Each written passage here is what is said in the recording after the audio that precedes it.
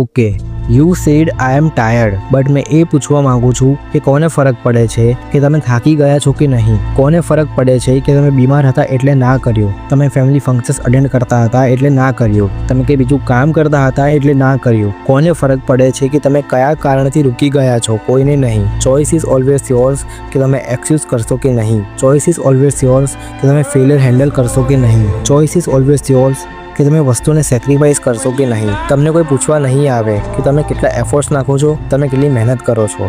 તમને કોઈ પૂછવા નહીં આવે કે તમે કામ કેમ કરો છો કે પછી કેમ નથી કરતા. અને જો કોઈ પૂછવા આવશે તો એ ખાલી એવું જ પૂછવા આવશે કે at the end of the day તમે સક્સેસફુલ થયા છો કે નહીં. અને જો થયા છો તો એમનો એટીટ્યૂડ કંઈક અલગ હશે, અને જો નહીં થાવ તો પણ એમનો એટીટ્યૂડ કંઈક અલગ હશે. તો હવે તમે વિચારી લો કે બધું કર્યા પછી પણ લોકો બોલવાના છે ખાલી ને ખાલી જલનના કારણે, અને નહીં કરો તો પણ લોકો બોલવાના છે ખાલી ને ખાલી સંભળાવવા માટે, મજા લેવા માટે. તો એના કરતાં લાઈફમાં કંઈક કરી લેવું એ જ સારું, કેમ કે જે કરશો ને તો પોતાને જ મળશે, અને નહીં કરો તો કશું જ નહીં મળે.